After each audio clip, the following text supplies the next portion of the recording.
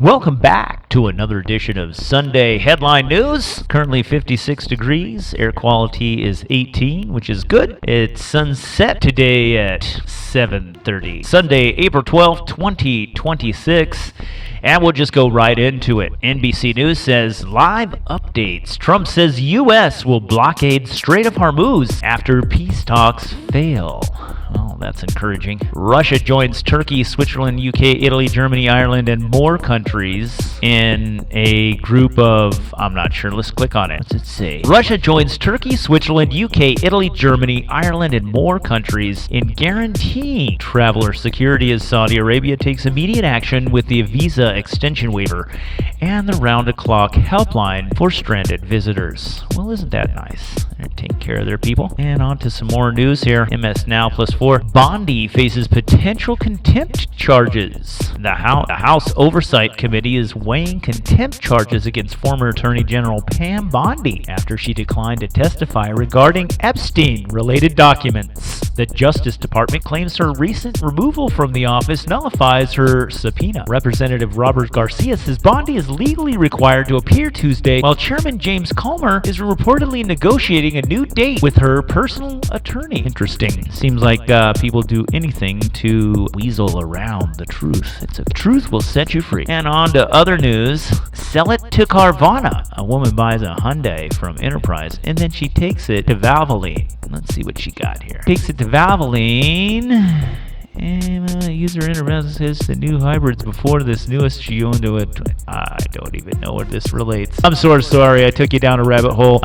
Sometimes that happens. Just be sure what you click on when you're looking at your news. Okay, here we go. Travel. Delta and Southwest Airlines respond to complaints over carry-on bag crackdowns. Let's click onto that. That sounds interesting. Delta and Southwest. The search for adequate storage space in overhead compartments on aircraft can be time-consuming part of a travel process, but some U.S. airlines overreact to the same issue. Much to the passengers' dismay, the United Airlines Southwest Airlines have both been the subject of passenger outrage over their instance on gate checking carry-on bags while overhead compartments once on board remain empty. I think if you're going on vacation, you want to take an empty bag with you so that you can bring stuff back, right? Okay. And in other news, we've got Walker Elron signs with Air Force Academy after historic high school career. It's a gifted young lad there, isn't it?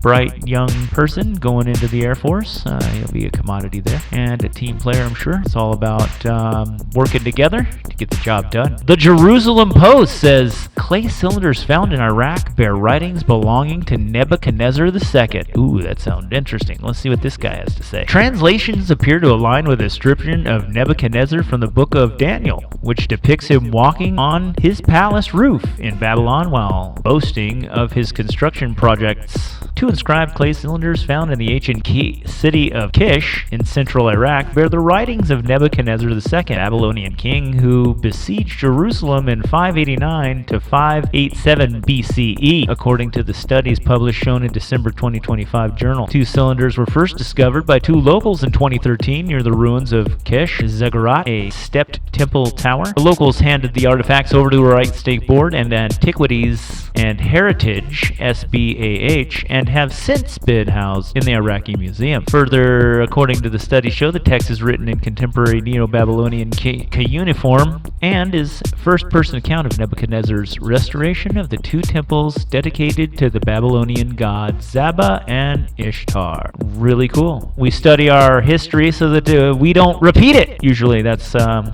it goes, but not in all cases. We got CBS News. U.S.-Iran nuclear talks fail. Vice President J.D. Vance says the United States fails to reach a deal with Iran after 21 hours of negotiations in Pakistan. Vance stated the U.S. requires long-term commitment that Iran will not seek nuclear weapons. While the delegations return home, Vance described the current proposal as the final and best offer. All right. Parade magazine targets $100 for foldable foldable sofa chair is stylish, comfy, and perfect for compact spaces. Well, check that out if you got a small space. Why not explore your options through your local stores here. On to other news. Sheriff defends fatal force use. Kern County Sheriff Donnie Youngblood defends the use of an armored vehicle to kill a suspect during a standoff in Porterville on Tuesday after Detective Randy Hopert was fatally shot while serving an eviction notice. Dave Morales allegedly fired a rifle at deputies. And on to other news. And on to USA Today. Tryon celebrates Artist 2 return. Space enthusiasts gather at GTCC's Jamestown campus on Saturday for the TriStar Astronomy Festival. The event celebrated Friday night's splashdown of NASA Artemis 2 mission after a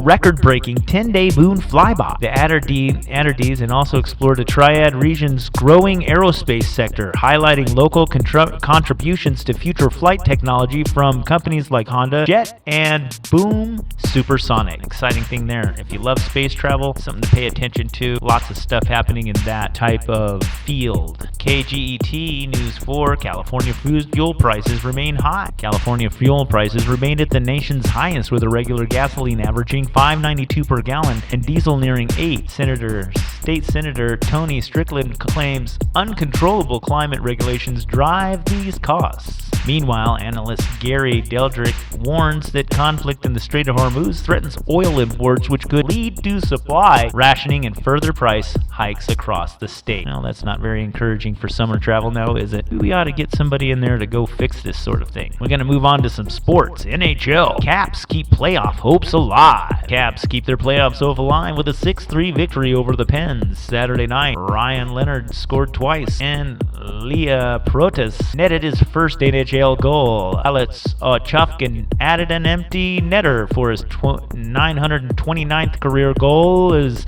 uncertainty grows over whether the Great Eight will retire after this season. Well, that's some exciting news, huh? Tiring and all that kind of puts some stress on some people because they got to find some new favorite players. Oh my. And on to some more news. Fox says that Georgia students killed in crash. The Horizon Christian Academy community is mourning 3 students killed in a car crash Monday. Jackson Mobley and Jalen Fair. Also, Charlotte Martin died after their vehicle struck a tree in Franklin County, Florida during a spring break trip. 4th student, Jamison Mobley, survived and remains hospitalized while the community rallies to support the grieving families. Yeah, it's just, we don't know the true particulars of what happened to this thing, but we all need to make sure that when we're partying together, we do it safely and make sure that the people we're partying with us care about us. So that way we can arrive back home safely. So hearts and prayers go out to the family of those people who were victims of that crash. On to some lighter news. Video games. Forza Horizon 6 Japan revealed. Early preview builds of Forza Horizon 6 reveals a massive Japan map featuring a Tokyo city 5 times larger than previous urban hubs. The opening sequence pits players against Shurikazen's bullet train before transitioning drifts through a snowy mountain passes. Fans can expect an updated anti-lag sounds, returning the festival playlist, and new aftermarket cars feature. Cool. That's going to be some off-the-hook stuff where you can create, looks like you can create just about your whatever vehicle you want to play and then race it. Well, Forza Racing's pretty fun. You should go check that out if you're into video games. If you're not, check it out anyway. It's pretty interesting. Right, we got Court TV. All right. I don't know how this popped up on my feed, but okay, we got a court television here. Shelby Neely sentenced to death. Oh, man.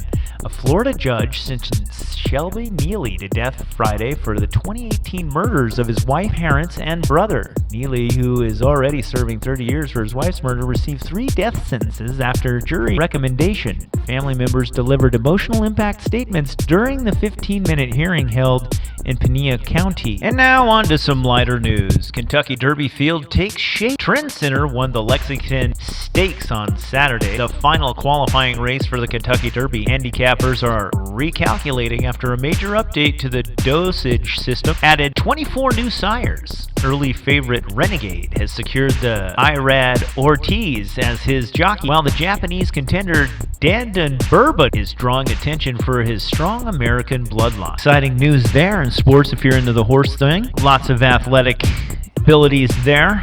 And if you're into the animals, it's really kind of a great experience if you just go to the track and visit, go back to the stables and look at your horses, and that's kind of how you pick the one you're gonna choose to win. You just kind of go on a gut feeling. Anyway, it's a lot of fun. It supports your local people, and it's just something to do. You know what I mean? So go check that out if you got the time. Kentucky Derby, it's a fantastic way to spend an afternoon or a day. That's all for the news. We'd like to thank you for tuning in, and don't forget to tune in next Sunday for Sunday Highlight News. Also, don't forget to like, share, and subscribe the channel to people that you feel might be interested in the content. Even if they aren't, it always fuels the algorithm and helps the channel along. Every little bit counts, and it's folks like you that help propel me forward to do the things that I do. Positivity, encouragement. We now return you to your regularly scheduled program. Don't forget to tune in next week. We'll see you then. And now, back to the show.